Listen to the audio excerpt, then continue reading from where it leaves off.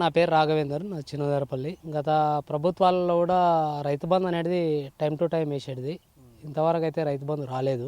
నాకున్నది ఒక అర్ధ ఎకరా పొలం. నేను కౌలుదారు రైతు అని కూడా ఈ గవర్నమెంట్ హామీ ఇవ్వడం జరిగింది. కాంగ్రెస్ గవర్నమెంట్ కౌలుదారు కూడా 12,000 హామీ ఇవ్వడం కూడా జరిగింది. అది కూడా ఇంతవరకు ఎవరికి ఏ కౌలుదారుకి ఇంతవరకు అయితే ఇచ్చిన దాఖలు లేవు. అవి ఇప్పుడు రైతు బంధు అనేది ఒకటి మనకు గత ప్రభుత్వంలో ఇచ్చిండ్రు. అందరికీ ప్రతి పంట మూమెంట్లో సీజన్ మూమెంట్లో ఆ గవర్నమెంట్ వేసింది. ఈ గవర్నమెంట్ ఇంతవరకు అయితే వేస్తలేదు. దానికి మరి పెద్దలు నిర్ణయించాలి. అది బోనస్ లేదు. మాకు ఇప్పుడు అడకపిండి తెచ్చుకోవాలన్నా, యూరియా పిండి తెచ్చుకోవాలన్నా మాకు యూరియా పిండి అడకపిండి చాలా ప్రాబ్లం అవుతుంది. పంట ఉంటేనే అంటే రైతు పోయి తెస్తున్నాడు. రైతు రాజు అంటారు.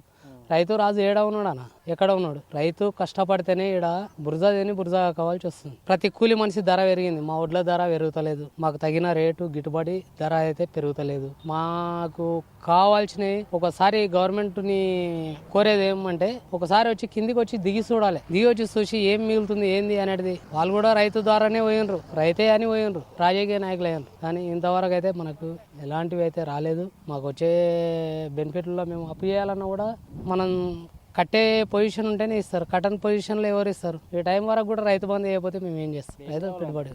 రైతు బంధు రావాలి, బోనస్ అనేది రావాలి.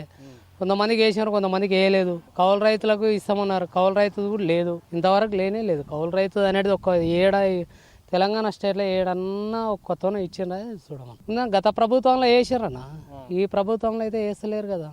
ఏంది వేసినని ఎట్లా చెప్తాం? యూరియా అడకపిండి పరిస్థితి అంటే లైన్లు కట్టి బార్లు కట్టి మస్తు తిప్పల పడ్డ దినాలు ఉన్నాయి. ఖాళీ ఆటోకి పైసలు ఇస్తే గత ప్రభుత్వాలలో ఎప్పుడు లేని కొలత ఇప్పుడు ఉంది. గత ప్రభుత్వాలలో ఖాళీ ఆటోకి మేము రిసిప్ట్ బిల్ పేమెంట్ చేసి ఆటో వస్తుంది వేసి తొలి అంటే వేసి ఇచ్చేటోళ్ళు. ఇప్పుడు ఆన్లైన్ బుకింగ్ అంటున్నాం.